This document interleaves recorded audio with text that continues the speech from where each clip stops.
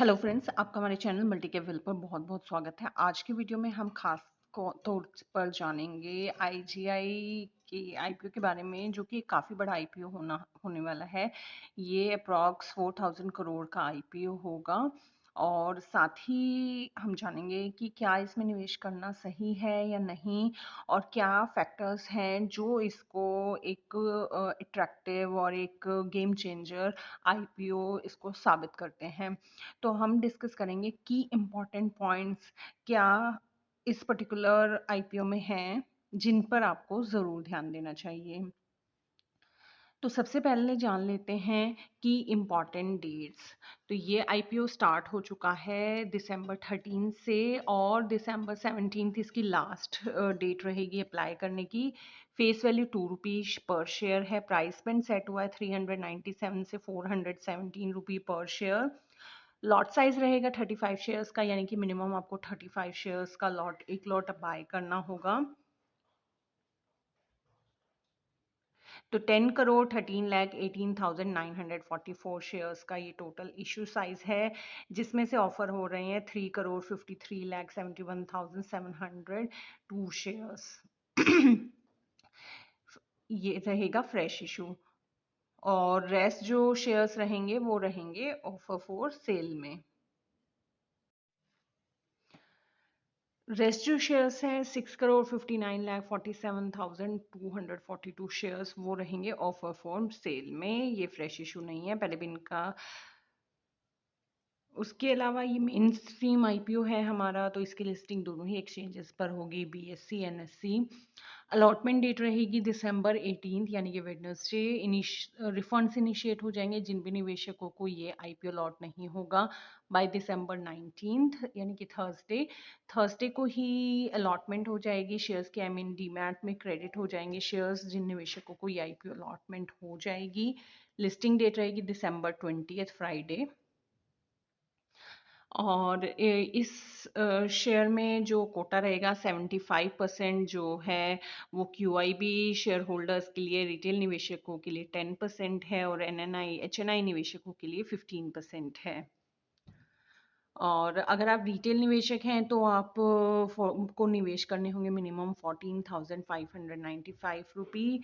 Small HNI निवेशक minimum 2,04,330 निवेश कर सकते हैं और बिग एचएनआई क्लाइंट इसमें 10,07,055 रुपीस की निवेश कर पाएंगे।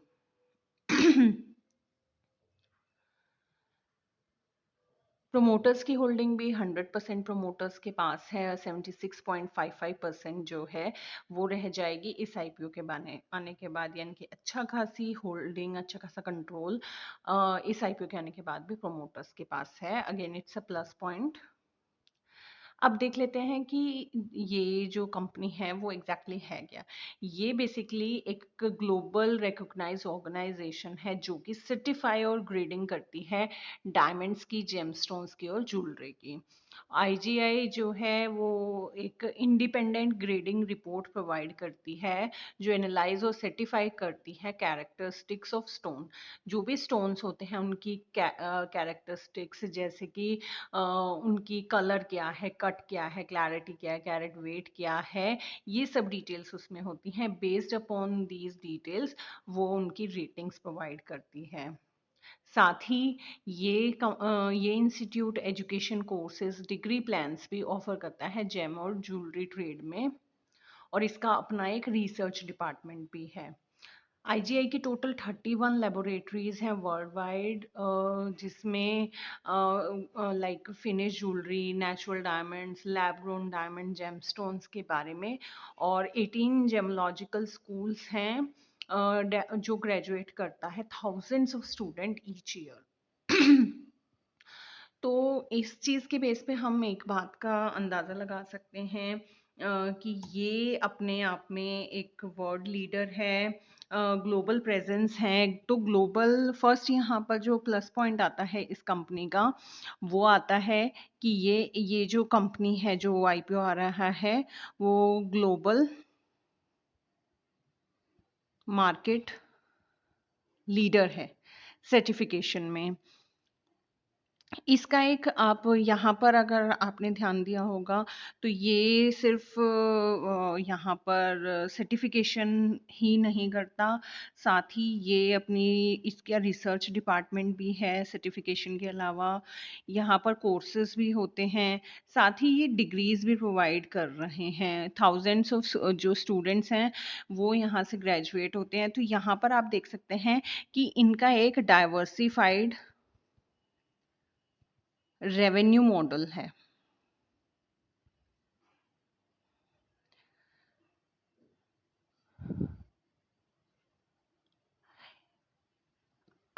हमने इन दो बेसिस पे जाना कि कंपनी जो है मार्केट लीडर है, उसका डाइवर्सिफाइड रेवेन्यू मॉडल है।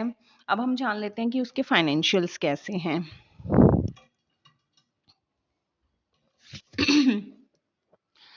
तो फाइनेंशियल्स पर अगर नज़र डालें तो कंपनी के एसेट्स यहाँ देख लेते हैं, कॉन्टिन्यूसली इंक्रीज हो रहे हैं, यानी कि यहाँ ये दर्शाता है बिजनेस ग्रोथ को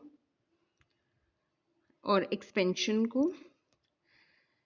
रेवेन्यूज भी कंपनी हम देख सकते हैं लगातार बना रही है, अच्छी ग्रोथ है। तो ये दर्शाता है कि ये रेवेन्यू मेकिंग फर्म है।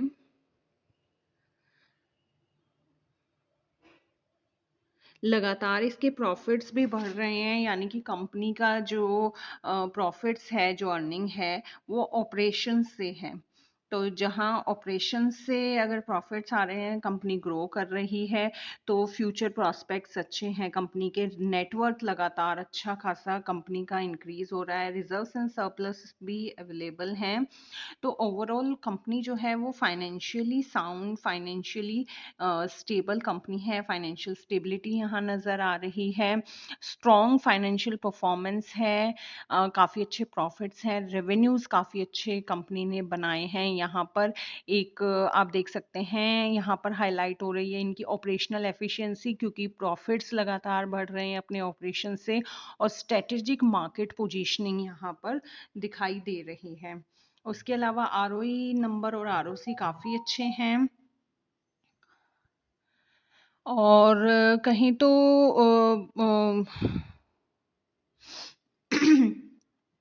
अब हम जानना चाहेंगे कि ठीक है, कंपनी जो है अपना आईपीओ ला रही है, ये इसकी डेट्स हैं, कंपनी फाइनेंशियल भी साउंड नज़र आ रही है, और कंपनी मार्केट लीडर है। क्योंकि जब भी आप मार्केट लीडर में इन्वेस्ट करते हैं तो at some point of time वो आपको लॉन्ग टर्म में एक वेल्थ क्रिएट करते हैं, आपकी वेल्थ बिल्डिंग की जो रिक्वायरमेंट्स हैं वो फुलफिल करते हैं। अनलेस कोई मार्केट न्यूज़ ना हो, या फिर एक कोई स्ट्रॉन्ग कंपटीशन मार्केट में ना आ जाए, या फिर इंडस्ट्री में कुछ ऐसा ना हो जिसकी वजह से शेयर इम्पैक्ट हो। तो ये कुछ कारण रहते हैं, ये कुछ रिस्क रहते हैं। इसके अलावा जो रिस्क रहेगा वो रहेगा कि कोई रेगुलेटरी चेंजेस तो नहीं है, या फिर कोई लाइसेंसेस में कोई दिक्कत तो नहीं हो रही है रिन्यू करने में, या फिर आप कह सकते हैं सडन कोई ऐसा इंडस्ट्री को इम्पैक्ट करने वाला कोई न्यूज़ तो नहीं है। तो इन सब कारणों से हो सकता है कि मार्केट लीडर को भी कभी कोई परेशानियां हों। इस चीज़ के लिए आपको हमेशा मार्केट पर नज़र बनाकर रखनी है कि कोई ऐसी न्यूज़ तो नहीं है जो हमारे स्टॉक से रिलेटेड है। अनलेस जो मार्केट लीडर्स होते हैं, जो फाइनेंशियली स्टेबल कंपनीज होती हैं, वो लॉन्ग टर्म में आपको एक अच्छी वेल्थ बिल्डअप करके देती हैं। तो ये बात हुई कि कंपनी का फाइनेंशियल पोजीशन कैसी है, कंपनी के बारे में गुड थिंग्स, और कंपनी को किस चीज़ से रिस्क हो सकता है। और आप सोच रहे हैं चलिए मैं पैसा लगा भी दूं। अब आपके मन में यही आएगा कि कंपनी इस पैसे को यूज़ कहाँ करेगी, इसका ऑब्जेक्टिव क्या है। तो कंपनी जो नेट प्रोसीड्स होगी वो यूज़ करेगी for the payment of the purpose of consideration of acquisition of IGI और Netherland group, promoters and general corporate purposes. तो मेजरली यहाँ पर इसका जो यहाँ पर आप देख सकते हैं, कंपनी अपनी ग्रोथ और अपनी एक्सपेंशन के लिए इस मनी को यूज़ करेगी। तो जहाँ मैनेजमेंट स्ट्रॉन्ग होती है, मैनेजमेंट काफ़ी स्ट्रॉन्ग है, 100% कंट्रोल जो है वो मैनेजमेंट के पास रहा है, और मैनेजमेंट आगे अपने आप को एक्सपेंड, अपनी कंपनी को एक्सपेंड कर रही है। तो यहाँ एक स्ट्रॉन्ग लीडरशिप है, आप देख सकते हैं, स्ट्रॉन्ग लीडरशिप है, बिजनेस सेंट्रिक है, और ग्रोथ और एक्सपेंशन यहाँ पर फोकस्ड है। तो ये कुछ जो डिटेल्स हैं वो दर्शाती हैं कि इस कंपनी के जो फ्यूचर प्लान्स हैं वो काफ़ी अच्छे हैं।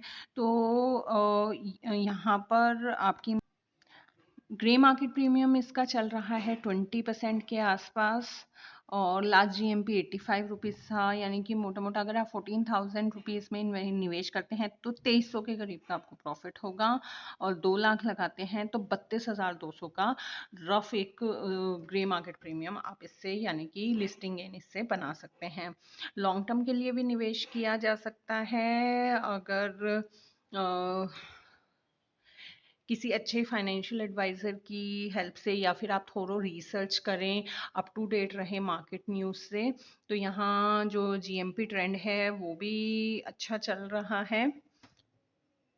तो मैं इस आईपीओ के लिए बुलिश हूँ। आपकी राय मैं इस आईपीओ के लिए पॉजिटिव हूँ। आपकी राय इस आईपीओ के बारे में क्या है, मुझे कमेंट सेक्शन में बताना बिल्कुल ना भूलिएगा।